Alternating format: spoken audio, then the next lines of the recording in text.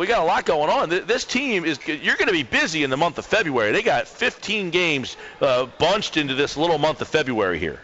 Yeah, and we were thinking that they might even have 16 because of that snowed out game, but that actually just came down. That's been moved to the Sunday following the last day of the season. So the last day of the season gets pushed back a day now, April 10th. But yeah, this is going to be a huge month for the Flyers, and it's not who they're playing. I believe 10 of the games, 10 of those 15 are against Eastern Conference teams, and of those, 6 of them are against division opponents. So if they're going to make up ground, this is when they're going to do it. I mean, these guys recorded them as 4-point games because they get to pick up 2 points and the other team misses out on 2 points. This is how you leapfrog teams, is in a month like this. Steve Mason said it even before the All-Star break. The season's all going to come down to this month. So if the Flyers are looking for consistency, this is the time to do it. Yeah, I was going to say, it sounded like the guys acknowledged that this month is really going to seal their fate. Mason, Simmons, a couple of the guys acknowledging how many games are stuffed into this month. But they're in a precarious situation here. Mason's going to have to play tonight basically out of necessity. Yeah, well, it was the same thing before the break with Michael Neuwirth. He was hurt, and Steve Mason was hurt, but Neuwirth was less hurt, and now it's the other way around. It's always got to be something with the Flyers and goaltending, right? I mean, for years it was who's qualified to, play goal, and now it's who's capable of standing upright on their skates for 60 minutes. Because they have 2 guys that have proven they can play this year. It's just a matter of who's healthy at the moment. But does this give Mason an opportunity, Dave, to sort of seize control a little bit? Because as you try to make that playoff push, is it better to have the one guy who's going to be in there moving forward?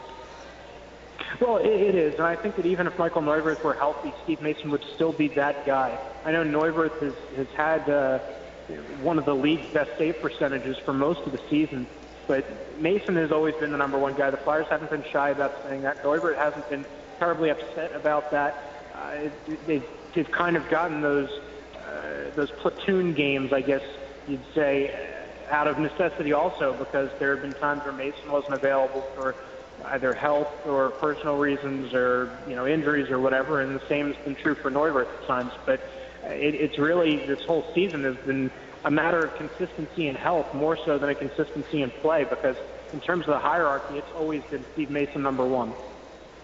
Dave Isaac's with us, and the Flyers back tonight against the Montreal Canadiens. And Sean Couturier, is the anticipation that he's going to be back in the lineup tonight? Yes, he will be back after missing 3 games, and he's an interesting case study because at the beginning of the year, there was some question. Is this guy really a number 2 center in the NHL? Does he have the offensive numbers to do it? And they sure missed him those last 3 games that he was out. He had 14 points in 14 games, and he's hoping that this All-Star break puts him kind of in line with everybody else in terms of the rust factor, because yesterday was, in practice, was the first time he was on the ice since January 19th. Yeah, Dave, and obviously offense has been the biggest problem with this team, at least for consistency purposes. Is this the one guy they can sort of lean on if he can stay healthy? Can he give them that juice as far as that side of the game goes? Yeah, like I was saying, I think the Flyers kind of learned that this year, that this guy does have the potential for offense.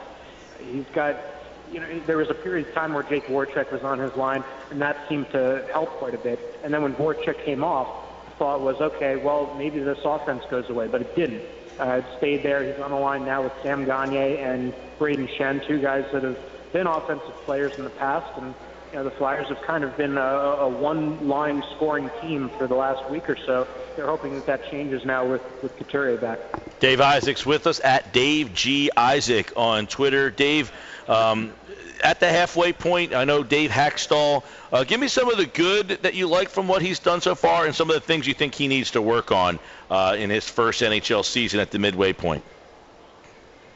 Well, I think he gets a lot of credit for Jake Voracek. I mean, there was that first stretch of the season there when Voracek wasn't putting the puck in the net. Yeah, 4-point swing games, as Dave mentioned, and those are always so important because if you lose that game, you're going to be behind the 8 ball. And we have Dave back.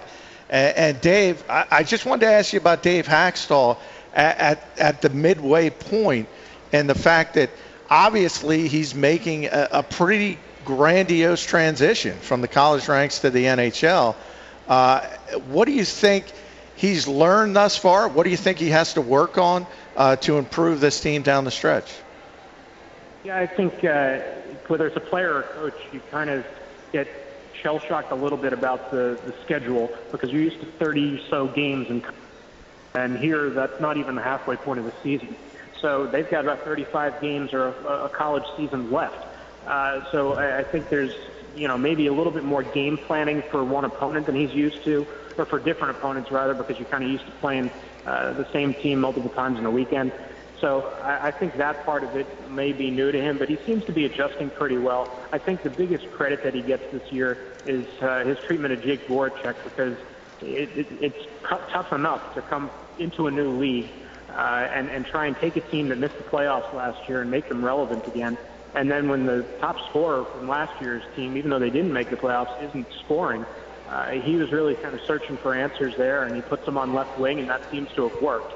I think he gets a little bit of credit for that, but as I was saying before I got my call dropped earlier, I think Voracek, you have to be careful with him. If you're going to compare him to his numbers last year, he's not a scoring guy, and that was what he did last year that he hadn't really done in the past. So I think the fact that he was still getting assists early in the year was a marker that said, okay, he hasn't fallen off the face of the earth here. He's just struggling to put the puck in the net. So I think he gets some marks there to Dave Haxtell for turning Jake Voracek into a left winger. We'll see if that remains for the rest of the season, let alone his career. But I think that's probably been the best move he's made so far this year. Well, the Flyers back in action tonight. They take on Montreal, and, of course, you can hear that game on 97.3 ESPN. They got a busy week tonight, and then they play Saturday. They got that afternoon game again. 3 afternoon Saturday games here in the month of February, and, of course, you can hear all Flyers hockey on 97.3 ESPN. Dave Isaac at Dave G. Isaac for tonight's Flyers and Montreal Canadiens coverage. Thanks, Dave. Thanks for having me, guys.